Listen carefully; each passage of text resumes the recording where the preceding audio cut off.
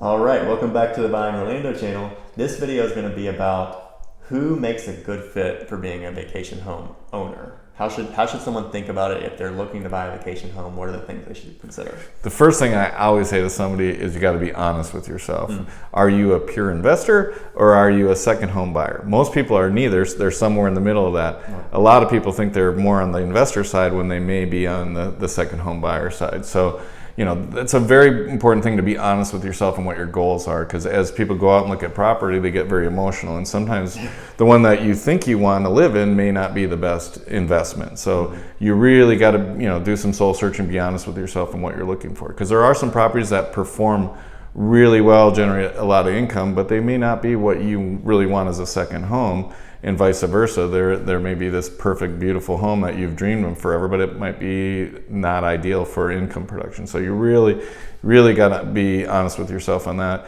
And there's trends in the industry right now. So we've seen the product evolve in the 30 years I've been in the business. We've seen it go from homes where there was permanent residence and vacation homes mixed together with almost no amenities, to now where we have these fabulous resorts that have man-gated entrances, Olympic pools, they have restaurants, they have everything. I mean, they're lazy rivers and flow riders, and so there's a lot of options. And also what's really important is how you decorate the home, and what we're seeing is some of the ones that are generating huge income have very elaborate game rooms and themes with the parks and all that.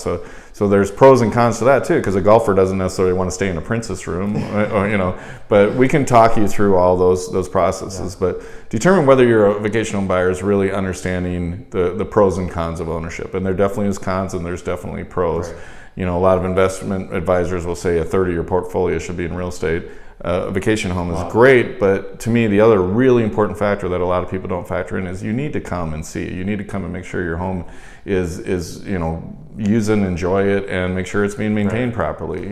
There's such a if you don't want to stay in it with your family, then it really is a pure investment play. But if it's something that you want to use with your family, there's a lot of benefits. I know one of the ones you've always mentioned is having the actual vacation ready-made for you at any given time. So absolutely.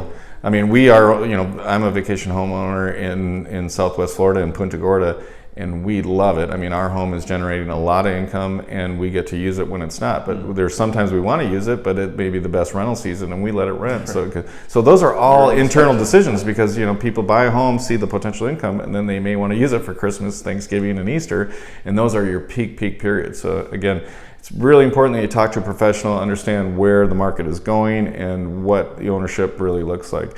I always believe, like you said, if you're not going to use the property yourself, then you may be better off with a long-term rental investment. There's some great opportunities there. So it just really is worth talking to a management company, realtors that are experts to understand what market may be best suited for you and whether you're really a candidate or not.